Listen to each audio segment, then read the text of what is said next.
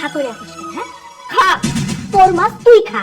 ছোট লোকের বাচ্চা, গরিবের বাচ্চা, ফকিরের বাচ্চা, বড় লোক বাড়িতে শ্বশুর বাড়ি বানাইছস বড় বড় মাছ খাওয়ার জন্য, মাংস খাওয়ার জন্য। বাপের বাড়িতে তো এই ছোট ছোট পাঙ্গাস মাছ খাস। কেন আসছিস সেই বাড়িতে? আমাদের তো মান সম্মান নাই। আরে ছোট লোক খালি হাতে আসছি, তাও আমাদের ইজ্জত থাকতো। আসছিস তো আসছিস এই সামান্য একটা পাঙ্গাস মাছ নিয়ে। ইডিয়েট কোথাকার। মা, তোমার দিকে কোনো কমন সেন্স নেই। তুমি এত বড় একটা কাঁচা মাছ দুলাভাইয়ের সামনে কেন দেখছো?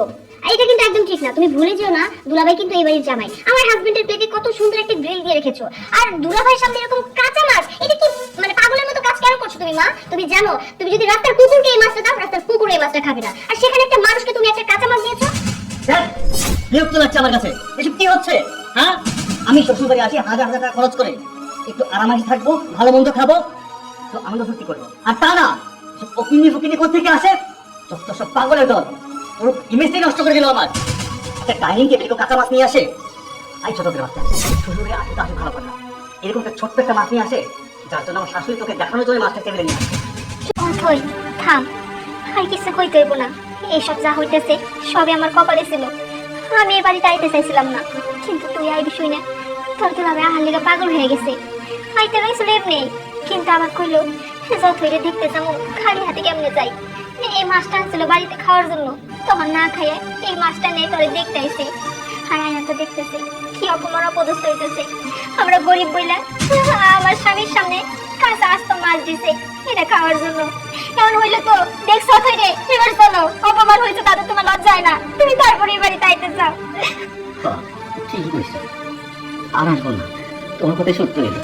আমি তো কামলা, আমি তো লাখ লাখ টাকা ইনকাম করি না, আমি তো শ্বশুর বাড়ি আসতে পারি না। এই কামলা শ্বশুর বাড়ি আর স্বাদ দিতে গেছে। চলো গেলো, খাওয়া দাওয়া কি শেষ? কি ব্যাপার, উঠতেছো কেন? আমি তো খাইতে আসলাম।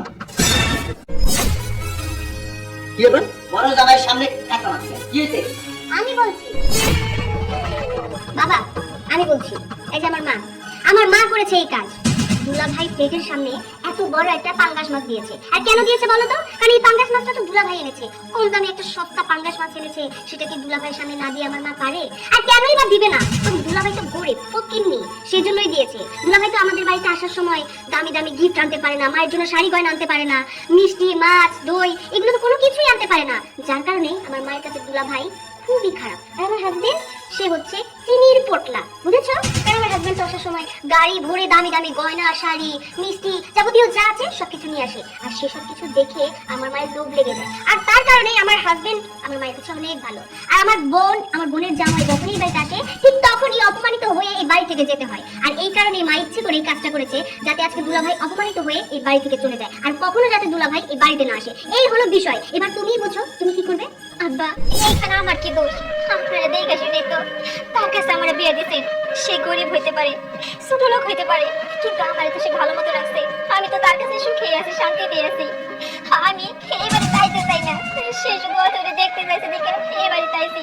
কিন্তু আর পর মা তো তার সাথে যে ব্যবহারটা করলো, এটা আমি কোনোদিনও ভাবি নাই। সেই বাড়ি তাইলে পর আমার স্বামীর এরকম ভাবে অপমান হইতে হইব। আমার স্বামী তো এবারে বড় মেয়ের জামাই, তার কি সম্মান নাই? সে কি সম্মান পাওয়ার যোগ্য না? কেন তার সাথে এমন করে? আমি তাকে কইছিলাম, সে আমার কোনো কথাই শোনে না। আমি তো এবারে মেয়া না, আমি তো এবারে সৎ মেয়া। এজন্য মা তার সাথে এমন ব্যবহার করে, আমার দুই চোখে দেখতে পারে না। এখন খারাপ হয়েছে কেন? চলো থামো তোমরা, আমি সবার কথাই শুনছি। উত্তর মা, তোমার তো মায়া দুইটা, মুখটা বড় অথই ছোট। দুইটারে দুই চোখে তুমি কে দেখতেছো? হ্যাঁ আমি মানতেছি, আমার বড় জামাই অর্থ একটু কম আছে, তার সামর্থ্যে যা কুলাইছে সে তাই আনছে। ছোট জামাই পয়সা বেশি আছে, সে গাড়ি ভরে খাবার দাবার সবকিছু নিয়ে আইছে।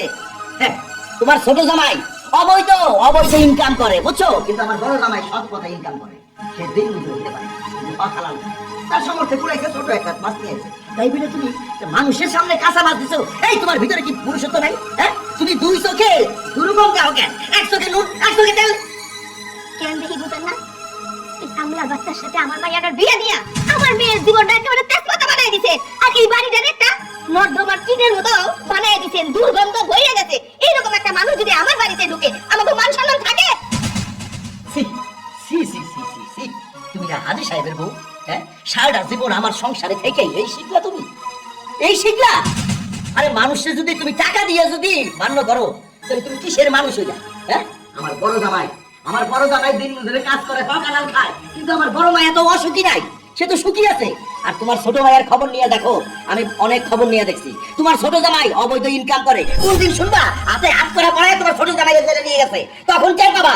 আরে এক টেবিলে খাবার, ঠিক আছে মানলাম, তোমার ছোট জামাই অনেক খাবার নিয়ে গেছে, বড় জামাই একটা মাছ নিয়েছে ছোট, ঠিক আছে, ছোট জামাইয়ের খাবারে সবাই যে ভাগ করে দাও, তুমি কেমন বা? হ্যাঁ, মুখটা রেখে তুমি পেটে ধরো নাই? আসলে তুমি যদি না বুঝো না, তাহলে আমি হাজার বোঝালেও তুমি বুঝবে না। কিন্তু আজকে ছোট করে একটা কথা বলি, মানুষকে এভাবে ছোট করে দেখো না। হ্যাঁ আমি মানলাম দুলাভাই টাকা পয়সা নেই, দুলাভাই করি, কিন্তু ভাই একটা জিনিস দেখো, আপু কিন্তু দুলাভাইয়ের কাছে খুব ভালো আছে, সুখে সংসার করছে। হয়তো বা 3 বেলা ঠিক মতো ভালো মন্দ খেতে পারছে না, কিন্তু সুখে তো আছে। বুঝলাম আমাদের বাড়িতে থেকে আপুর কখনো কোনো কিছুর অভাব ছিল না, কারণ আমাদের কোনো কিছু অভাব নেই। কিন্তু তাই বলে দুলাভাই যে আপু সবকিছু অপূর্ণ রাখছে এমন কিন্তু না। আমি কিন্তু আপুর কাছে শুনেছি দুলাভাই আপুকে যথেষ্ট পরিমাণ ভালোবাসে, সেসব কথা না হয় বাদই দিলাম। কিন্তু তুমি একটা সময় অসুস্থ হয়ে ঘরে পড়েছিলে, বাবা দেশের বাইরে ছিল বিজনেসের কাজে, আর সেই সময় এই দুলাভাই কিন্তু তোমার পাশে ছিল। আপু তোমাকে সেবা যত্ন করেছে রাত দিন ভর, দুলাভাই তার কাজ রেখে সব সময় তোমার পাশে ছিল। তোমার কখন কি লাগবে, কখন ওষুধ খেতে হবে, সবকিছুর দায় দায়িত্ব দুলাভাইয়ের কাছে ছিল। এই হচ্ছে মানুষ, গরিব হতে পারে কিন্তু দুলাভাই অনেক ভালো মনের মানুষ। আমি হয়তো বা ঠিকঠাক মতো এসে তোমার সেবা যত্ন করতে পারিনি, আমার সংসার নিয়ে বেঁধেছিলাম, কিন্তু আপু দুলাভাই তারা কিন্তু ঠিকই তোমার কাছে এসেছে। আসলে বড় মেয়েদের ভালোবাসা মা বাবার প্রতি অনেক বেশি থাকে, এটা হয়তো বা তুমি মাঝে মধ্যে ভুলেই যাও। আমি আর কিভাবে তোমাকে বোঝাবো, এখন সবকিছু তোমার নিজের মধ্যে। তুমি যদি সবসময় দুলাভাই আপুর সাথে এমন করতে থাকো, তাহলে আমি তোমাকে বলছি আজকের পর থেকে আমি আর কখনো তোমাদের এই বাড়িতে আসবো না। আমি সবসময় আমার শ্বশুর বাড়িতেই থাকবো, আর আমি ভুলে যাবো যে আমার মা বলতে কিছু ছিল। আমার না, আসলে আমি আমি দ্বন্দ্বে অন্ধ হয়ে গেছিলাম, আমি বুঝতে পারিনি। তুই ঠিকই বলেছিস মা, আমার যে কোনো অসুখ হয়েছিল, আমার মেয়ে আমার চিকিৎসা করেছিল, সেবা করেছিল, আর জামাই বাবাজি আমার কতই না যত্ন করেছিল। আমি সব ভুলে গেছি মা, তুই আমার চোখ খুলে দিয়েছিস। জামাই বাবাজি, আমি তো তোমার মায়ের মতো, আমি ভুল করেছি, অন্যায় করেছি, তুমি আমাকে ক্ষমা করে দাও না। না না আম্মা জান, এটা আপনি কি করতেছেন? আপনি মাপসে আমার ছোট করেন না। আমি তো গরিব মানুষ, অসহায় মানুষ, আমার বাপও নাই মাও নাই, ইতিমখানে বড় হয়েছি। আপা জান কি বলে কইরা তার মেয়েরে আমার হাতে তুলে দিল, আমি জানি না। এখন তো উপরালে জানে, আব্বা জান জানে, জানেন আমা জান। আমি যেদিনকে আপনার মেয়েরে বিয়ে করে নিয়ে যাই, ওই মানুষ কি জানেন, আমার বাপও আছে মাও আছে, কিন্তু এরপরে থেকে যখন আপনি অন্যায় অত্যাচার শুরু করলেন, অপমান করেন, তখন মনে হচ্ছে কি না ওই দিন ভাই ভালো ছিল। সবসময় সবাই কইতো ইতি টোকাই, বাপ মার কোনো পরিচয় নাই। কিন্তু জানেন আম্মা জান, আপনি যখন দেখে আম্মা জান কইতে মন চায়, আম্মা যখন ডাক দেই, তুমি গালি দেন না, আমি তখন ডাক করি না। আমি মনে করি আমার মা থাকলে তো আমার আদর করে ডাক দিত, আমার শাসন করতো।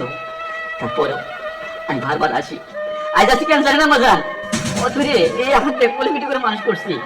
আমার আপনাদের ওরা আপনারাই সবাই, এই বন্ধুরা না দেখলে আমার মনটা ভালো লাগে না, তাই বারবার আসি কেনার চেষ্টা করি। কিন্তু আমার বউ সবসময় কয় জানলে দরকার নাই, যে বাড়িতে যায় তুমি আদর আপ্যায়ন যত্ন পাও না, সে বাড়িতে কি করবা? তারপরেও মনটাতে বানাইতে পারি না, আমার তো আপন বলে কেউ নাই আপনারা ছাড়া, তাই বারবার আসি। এই যে আমার ছোট ভাইরা অনেক অনেক টাকার মালিক, অনেক টাকা বাজার করে নিয়ে এসে শ্বশুর বাড়িতে। বাইরে আমার যদি মা দেখতো না, আমার একটা ব্যবস্থা হইতো। আমার তো ঠিকানাই নাই, আমি টোকাই, আমি তো ইতি মানে অসহায়। তারপরেও তোর কাছে আসি, তুমি যেভাবে কথা বলে না, ছোট লোক আমরা ঠিকই কইছো, আমি তার দুঃখ পাই নাই। আমার ছোট বোনটা তোমার কাছে অনেক সুখে আছে, আমি শুধু আমার বোনটা দেখতে আইছিলাম, এসে যা পাইলাম তাতে অনেক খুশি হয়েছি। আমি আপনাকে অর্ডার দিতেছি, আমি কোনোদিন আপনাকে ভাই পাবো না। আমি মনে করি আমি আগে যেমন ছিলাম তেমনই, আগে নিঃস্ব ছিলাম, আজকে নিঃস্ব। কিন্তু যাওয়ার আগে একটা কথা বলে দিতেছি, আমি আপনার মেয়েরা বিয়ে করছি না, ওই করতে রাখি নেই, অর্ডার দিতেছি আব্বা যান, মরে যাওয়ার আগ পর্যন্ত আপনার মেয়েরা কষ্ট দেবো না। এই চলো না, আজ আমার বাবাজি, আমি ভুল করছি, আমি অন্যায় করছি।